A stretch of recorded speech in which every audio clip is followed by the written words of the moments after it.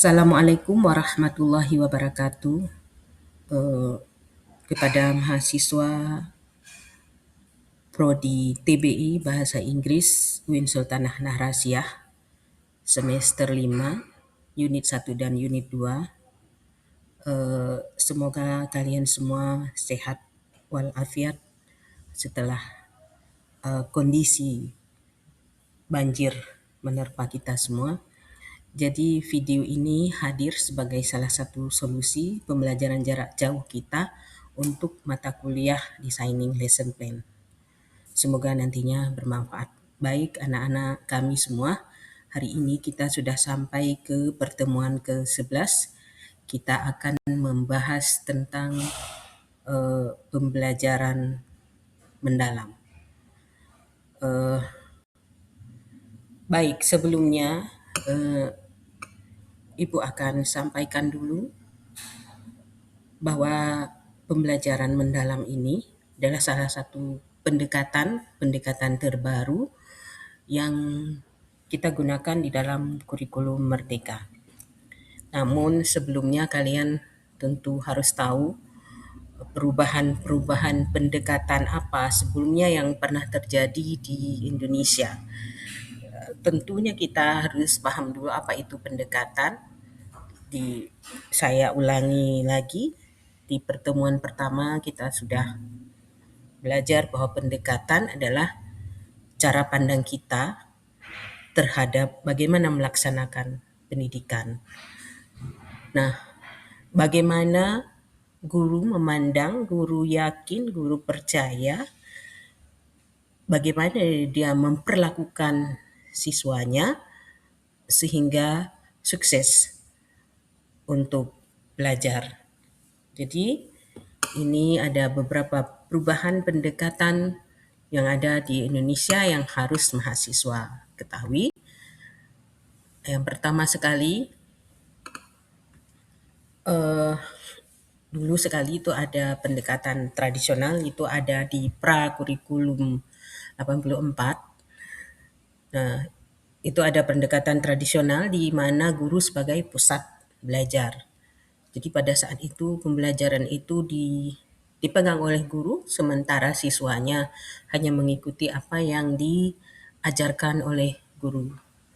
Nah, selanjutnya di awal 1984 itu sudah muncul pendekatan yang lebih bisa mengaktifkan siswa, dikenal dengan nama pendekatan CBSA atau cara belajar siswa aktif. Jadi di pendekatan ini siswa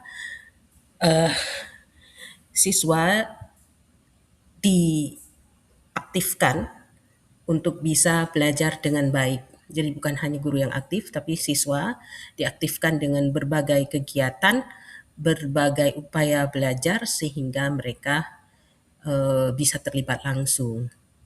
Nah, selanjutnya ada pendekatan keterampilan proses.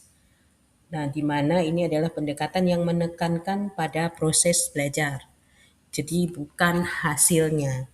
Jadi bukan seberapa banyak mereka belajar, tetapi apa yang mereka belajar pada saat proses itu. Jadi proses yang ditekankan ya. Nah, ini seperti istilahnya ilmuwan kecil belajar ya. Jadi mereka harus mengalami dulu, mencoba dan juga berpikir. Jadi ada dalam belajar itu ada prosesnya. Nah, selanjutnya itu ada pendekatan berbasis kompetensi. Nah, pendekatan berbasis kompetensi ini yang diutamakan adalah capaian kemampuannya. Jadi bukan berapa banyak belajar, tetapi setelah belajar mereka bisa apa? Apa yang bisa mereka lakukan setelah belajar. Jadi kemampuan itu adalah kompetensi yang diperoleh di dalam bentuk pengetahuan, dalam bentuk sikap, pengetahuan dan keterampilan. Jadi di 2004 kita mengenal pendekatan ini. Kemudian ada pendekatan kontekstual, berarti materi-materinya itu dikaitkan dengan kehidupan nyata. Selanjutnya di 2007 13 itu dikenal dengan pendekatan saintifik. Ini adalah sebuah eh, pendekatan pembelajaran di mana bagaimana orang belajar itu seperti seorang ilmuwan menemukan sesuatu, ya tentu diawali dengan proses eh, mengamati, mungkin menanya, mengasosiasi, sampai mengkomunikasi. Nah, selanjutnya ya langsung saja eh, pendekatan berbasis TIK, bahwa di kurikulum 13 itu sampai sekarang juga mungkin masih dipakai, bahwa pembelajaran kita itu akan efektif jika eh, dilibatkan teknologi eh, informasi. Nah, selanjutnya ada pendekatan project. Nah, di mana eh, di dalam pendekatan eh, project ini siswa belajar secara bersama-sama untuk menyelesaikan suatu masalah. Jadi em, pendekatan ini eh, pendekatan ini di mana mereka bisa belajar melalui pengerjaan proyek tertentu untuk menjawab suatu masalah tertentu. Nah, kalau di dalam bahasa Inggris misalnya itu siswa kita berikan eh, ada semacam aktivitas, katakanlah misalnya seperti describing places, giving suggestion. Di situ nanti ada dalam hasil belajarnya itu di dalam bentuk produk beserta poster ataupun video kampanye di dalam bahasa Inggris. Jadi pengerjaan proyek dilakukan bersama-sama dan di situ mereka belajarnya sehingga menghasilkan produk. Jadi di sini di kurikulum Merdeka, di kurikulum 13 kita menggunakan pendekatan ini.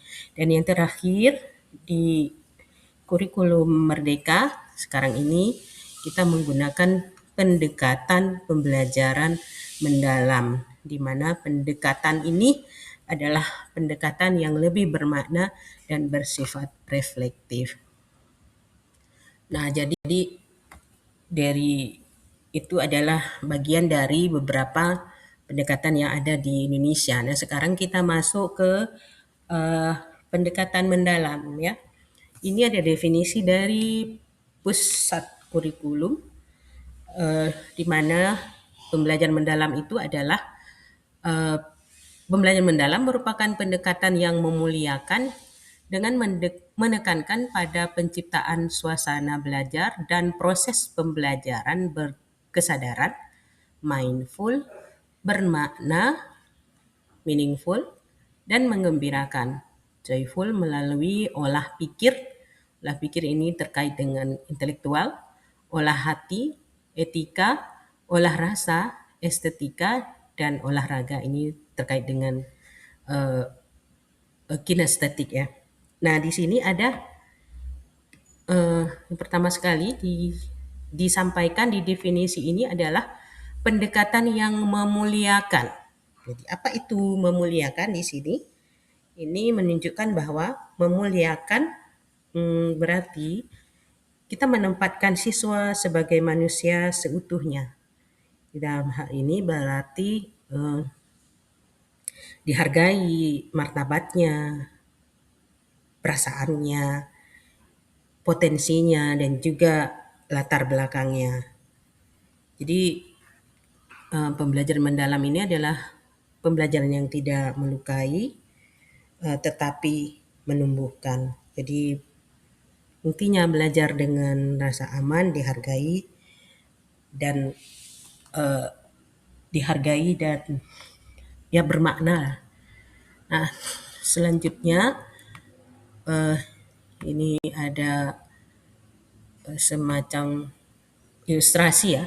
Ilustrasi yang bisa mahasiswa lihat sendiri bahwa pembelajaran mendalam itu menekankan pada ini prinsipnya, ya, aspek berkesadaran, sadar, ya, bermakna, mengembirakan melalui olah pikir, olah hati, olah rasa, dan olahraga untuk mewujudkan profil lulusan. Jadi ada 8 dimensi profil lulusan yang sebelumnya mahasiswa sekalian sudah mempelajarinya, yaitu berupa keimanan dan ketakwaan kepada Tuhan Yang Maha Esa, kewargaan, penalaran kritis, eh, kreativitas, kolaborasi, kemandirian, kesehatan, dan komunikasi.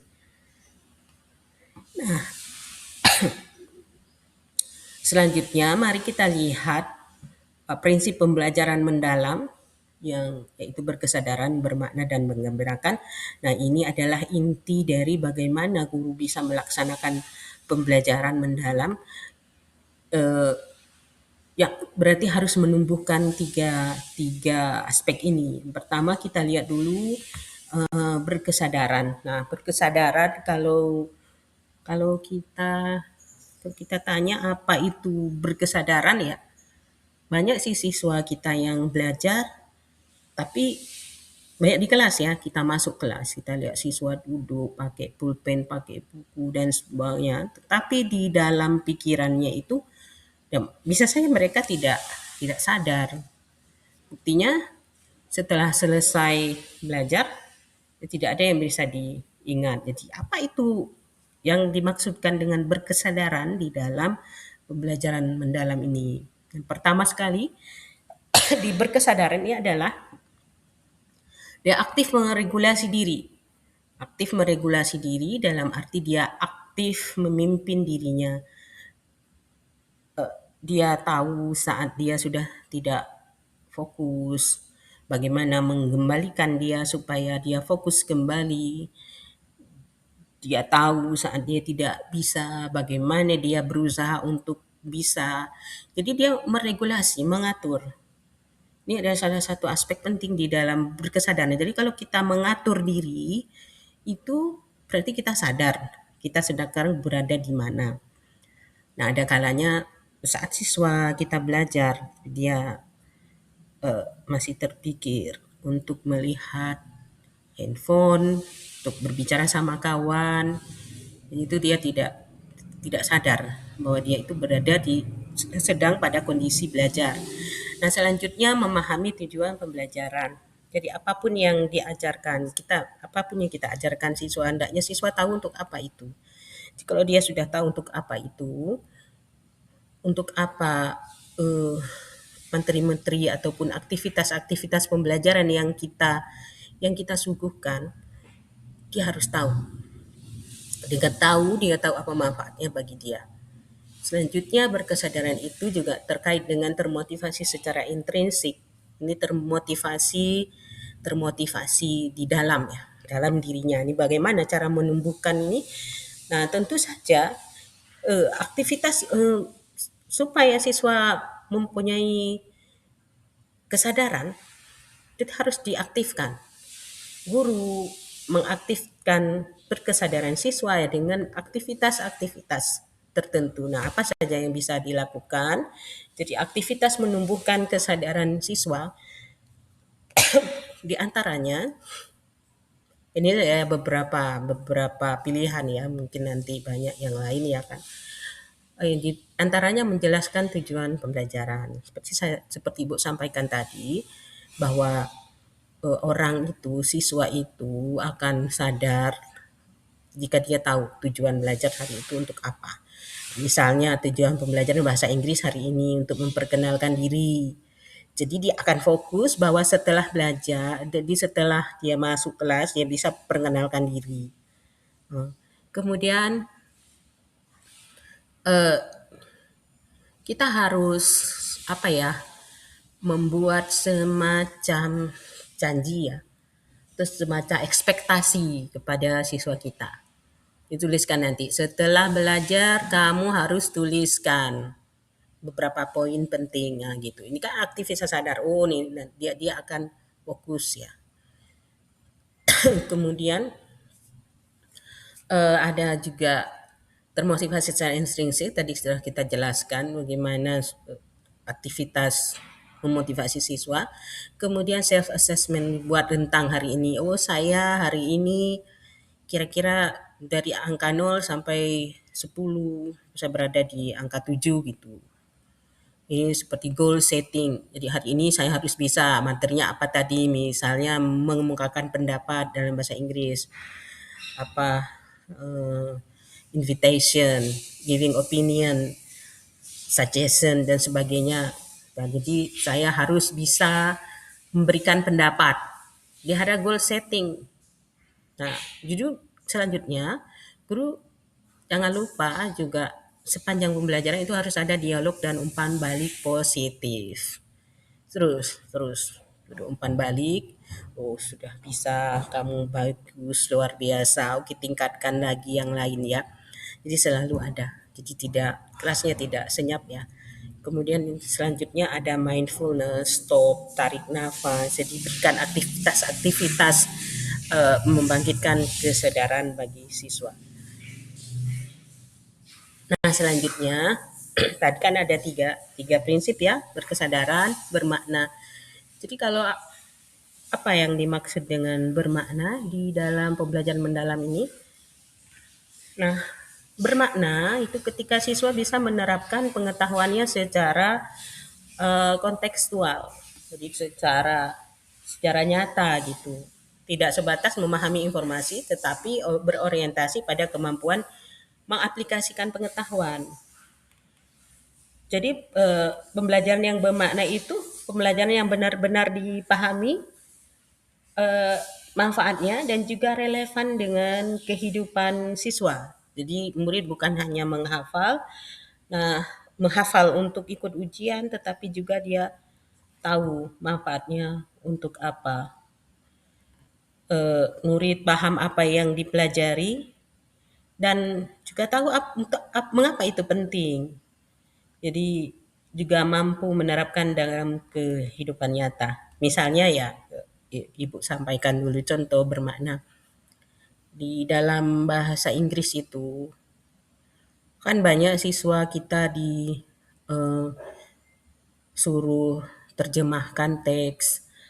Ya banyak dia tahu makna, tapi dia tidak tahu untuk apa, mau dibawa ke mana itu makna-makna teks yang sudah dia tahu maknanya, tapi dia tidak tahu untuk apa. Jadi itu bukan aktivitas bermakna. Nah, salah satu contoh aktivitas bermakna, kita ajarkan dia memperkenalkan diri. Dia bisa memperkenalkan diri. Itu kan bermakna ya. Ada juga kalanya guru banyak menyuruh menghafalkan bermacam hal dalam bahasa Inggris, tetapi setelah itu dia tidak tahu mau dibawa kemana. Dia bisa mungkin menghafalkan cara mengundang, cara berterima kasih secara hafalan, tapi ketika dalam kehidupan nyata dia dihadapkan pada kondisi dia harus menyampaikan terima kasih, thank you, misalnya dia tidak bisa mengungkapkan karena ya padahal dia sudah belajar, itu adalah salah satu aktivitas yang tidak bermakna. Tapi kalau yang bermakna walaupun dia belajarnya sedikit, nah ketika dia berhadapan dengan situasi di mana dia harus minta maaf, I'm sorry, thank you ataupun yang lain, nah itu aktivitasnya berarti pembelajaran kita sudah bermakna.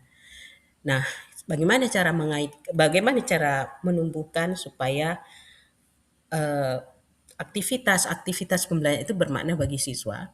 Nah, di antaranya mengaitkan materi dengan kehidupan nyata, memberi pertanyaan pemantik, eh, ini dalam belajar, misal dalam biologi, mengapa sistem pencernaan penting, kemudian memberikan ruang siswa untuk bereksperimen. Kalau di dalam bahasa Inggris itu, nah seperti yang Ibu sampaikan tadi, ya. Nah, selanjutnya prinsip pembelajaran mendalam yang ketiga yaitu menggembirakan. Nah, menggembirakan ini bukan berarti kita melihat ada suasana pembelajaran di kelas riuh, anak-anak tertawa, riang gembira, bukan itu ya sebenarnya, bukan hanya itu. Namun lebih kepada aktivitas mental siswanya bagaimana. Jadi menggembirakan ini eh, lebih kepada kondisi belajar yang membuat siswa merasa eh, senang, aman, dihargai dan termotivasi secara intrinsik tadi ya. sehingga mereka terlibat penuh bukan karena terpaksa, tetapi karena memang ingin belajar. Jadi menggembirakan ini eh, juga bisa guru bisa memperolehannya, menyampaikannya di dalam berbagai aktivitas ya. Bagaimana ciri-ciri pembelajaran yang menggembirakan ini? Yang pertama sekali kita bisa melihat ada emosi positif dalam belajar. Emosi positif itu dalam arti siswa ya pembelajaran hari ini nyaman, enak, ya tidak membosankan, ya tidak mau cepat-cepat pulang, cepat keluar, ini kan tampak ya perbedaan emosi siswa. Itu kita bisa lihat. Jadi kalau emosinya positif berarti pembelajarannya menggembirakan. Nah, selanjutnya siswa merasa nyaman, kalau ada pertanyaan, guru dia tidak takut salah. Jadi berani dia sampaikan pendapatnya. Jadi eh, ada kalanya siswa tidak berani menjawab karena takut salah, nanti dimarahin dan sebagainya. Jadi kalau dia mau mengemukakan pendapatnya tanpa takut salah dan berani, itu salah satu pembelajaran di kelas itu sudah mengembirakan. Selanjutnya ada keterlibatan aktif dan bermakna. Dia bukan hanya keterlibatan yang uh, apa namanya ya supaya terlihat terlibat ya. Jadi terlibatnya aktif, tapi keterlibatannya bermakna. Jadi bukan asal terlibat riuh gitu ya. Jadi selanjutnya ada siswa antusias bertanya, berdiskusi, mengeksplorasikan ide. Jadi tadi di atas sudah Ibu sampaikan. Kemudian rasa memiliki terhadap proses pembelajaran. Oh ini pembelajaran kita, jadi kita harus sama-sama terlibat. Jadi selanjutnya itu siswa merasa pendapatnya didengar dan dihargai. Eh, jadi sehingga dia berani menyampaikannya. Selanjutnya itu pasti di dalam pembelajaran itu ada tantangan. Jadi tantangan yang diberikan di dalam pembelajaran itu sesuai dengan kemampuan. Jadi kita melihat kalau pembelajarannya sudah terlalu rumit, susah, itu jangan dipaksakan. Lihat juga bagaimana emosi siswa ya. Terus seterusnya, tugas tidak terlalu mudah juga tidak terlalu sulit. Ini dalam hal ini nih, kalau materi itu disebutkan dengan input ya, input yang kita berikan itu harus sesuai. Dalam arti sedikit di atas kemampuan siswa, jangan terlalu mudah, jangan terlalu jauh di atas kemampuan siswa. Jadi input itu harus E+1, jadi di atas kemampuan siswa. Jadi selanjutnya ada hubungan hangat antara guru dan siswa. Di guru dan siswa ini eh, ya tidak kaku, jadi tidak seperti hubungan antara apa ya birokrasi itu yang sangat kaku ya. Karena lain nih hubungan guru dengan siswa ini hubungan oh, untuk pendidikan. Yang terakhir di sini mungkin banyak yang lain ciri-cirinya ya. Guru hadir sebagai pembimbing, bukan sebagai bukan sebagai penghakim. Jadi bimbing siswa itu pasti dia salah, banyak salah. Jadi jangan kita hakimi, oh dasar kamu ini tidak tahu apa-apa dan sebagainya. Baik mahasiswa sekalian, ini tentang prinsipnya. Ibu kira sampai di sini dulu slide ini. Untuk slide selanjutnya, nah kita akan mempelajari tentang eh, eh, apa? Tentang pengalaman belajar di dalam pembelajaran mendalam. Oke, Ibu kira sampai di sini dulu karena ini pun sudah waktunya zuhur dan presentasi ini akan Ibu lanjutkan kemudian. Selamat belajar. Jika ada pertanyaan silakan ditanyakan di grup kelas. Semoga kita sehat selalu dan semoga badai cepat berlalu. Assalamualaikum warahmatullahi wabarakatuh.